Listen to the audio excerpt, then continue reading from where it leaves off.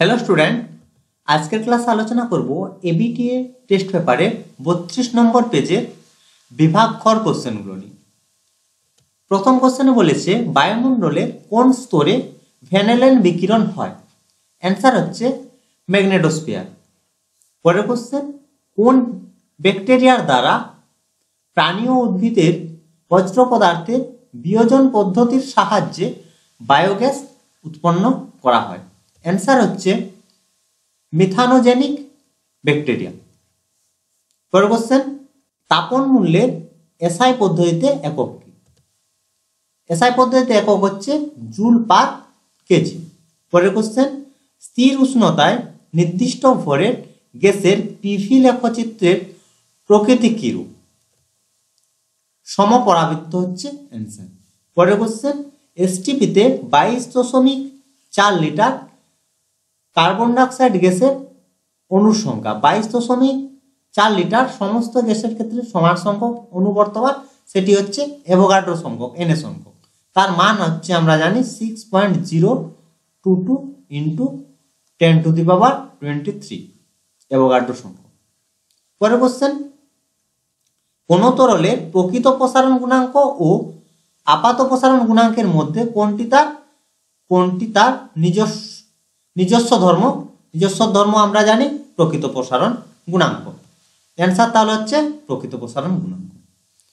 পরের কোশ্চেন, লোহা ও পিতলের তৈরি দ্বিধাতব পাতকে বরফের মধ্যে রাখলে কোন ধাতুটি ভেতরের দিকে বেঁকে যায়? অ্যান্সার হচ্ছে পিতল। পরের কোশ্চেন, চোখে দীর্ঘদৃষ্টিজনিত ত্রুটি দূর করতে কি ধরনের চশমা ব্যবহার করার প্রয়োজন? অ্যান্সার হচ্ছে অবতল লেন্সযুক্ত চশমার প্রয়োজন। পরের কোশ্চেন দেখো, ক্ষুদ্র উন্মেষযুক্ত দর্পণে উপাক্ষীয় রশ্মির আপাতনের ক্ষেত্রে ফোকাস দূরত্ব ও বক্রতা ব্যাসার্ধের মধ্যে সম্পর্কটি হলো, এটা তোমরা সবাই জানো। ব্যাসার্ধ সমান হয় 2 ইন্টু ফোকাস দৈর্ঘ্য, আর ইজ ইকুয়াল টু হয় 2f। পরের কোশ্চেন, বিওটি সংজ্ঞা, বিওটি এককের সংজ্ঞা। তাহলে আমরা জানি যে 1 কিলোওয়াট ক্ষমতা সম্পন্ন কোন যন্ত্র 1 ঘন্টা চললে যে তড়িৎ শক্তি ব্যয় হয় তাকে 1 কিলোওয়াট ঘন্টা বা 1 বিওটি। বিওটির ফুল ফর্ম হচ্ছে বোর্ড অফ ট্রেড ইউনিট।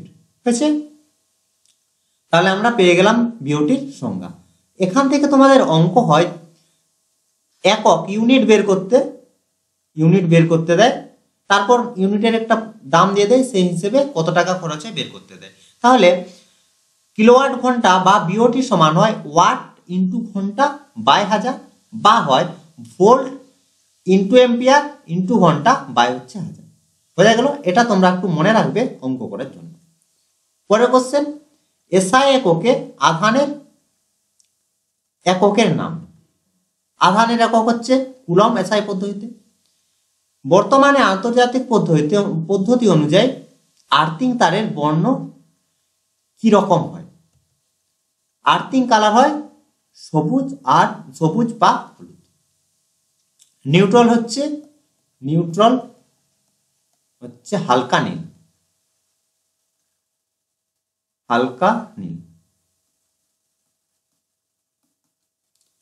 পরের কোশ্চেন, কোন ধরনের নিউক্লিয় বিক্রিয়া সূর্যের শক্তির উৎস?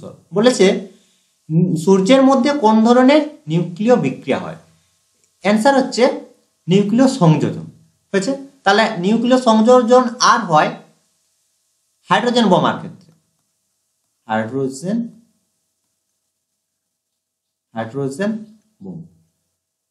বোমা। আর পারমাণবিক বোমার ক্ষেত্রে হয় নিউক্লিয় বিভাজন। তাহলে সংযোজন হচ্ছে সূর্যের শক্তির যে উৎস সেটা হচ্ছে নিউক্লিয় সংযোজন আর হচ্ছে হাইড্রোজেন বোমা, আর পারমাণবিক বোমার ক্ষেত্রে হয় নিউক্লিয় বিভাজন। পরের কোশ্চেন, কোন পুরাতাত্ত্বিক বস্তুর বয়স নির্ধারণ করতে কোন তেজস্ক্রিয় মৌল ব্যবহার করা হয়? অ্যান্সার হচ্ছে ইউরেনিয়াম। পরের কোশ্চেন, অতি দীর্ঘ পর্যায়ে মৌলের সংখ্যা কটি? অ্যান্সার হচ্ছে 18টি। পরের কোশ্চেনে বলেছে পরীক্ষাগারে কৃত্রিমভাবে তৈরি একটি মৌলের নাম লেখো। অ্যান্সার হচ্ছে প্লুটোনিয়াম আর নেপচুনিয়াম। পরের কোশ্চেন জলে দ্রবীভূত হয় এমন একটি সমযোজী যৌগের উদাহরণ দাও। অ্যান্সার হচ্ছে অ্যামোনিয়া। পরের কোশ্চেনে বলেছে তড়িৎ বিশ্লেষণের সময় কোন শক্তি রাসায়নিক বিক্রিয়া ঘটানোর জন্য দায়ী? তাহলে রাসায়নিক বিক্রিয়া ঘটানোর জন্য দায়ী কোন শক্তি বলেছে? তাহলে অ্যান্সার হচ্ছে তড়িৎ শক্তি। পরের কোশ্চেন জলের তড়িৎ বিশ্লেষণে ক্যাথোডে উৎপন্ন হয় কোন গ্যাস যার মধ্যে জ্বলন্ত পাটকাঠি ধরলে কাঠি নিভে গিয়ে গ্যাসটি নীল শিখায় জ্বলে? অ্যান্সার হচ্ছে হাইড্রোজেন।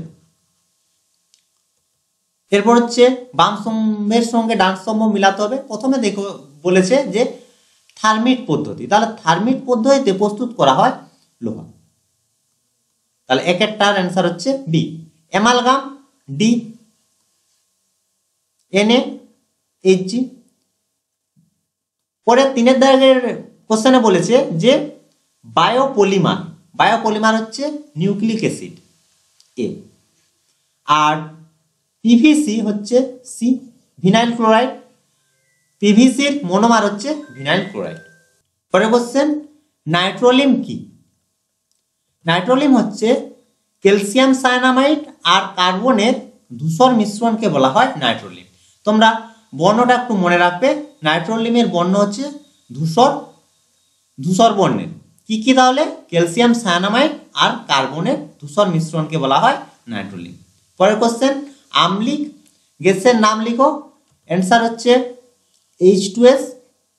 পরের কোশ্চেন শৌচাগারে প্রায়শই কোন গ্যাসের গন্ধ পাওয়া যায়? অ্যান্সার হচ্ছে NH3 অ্যামোনিয়া।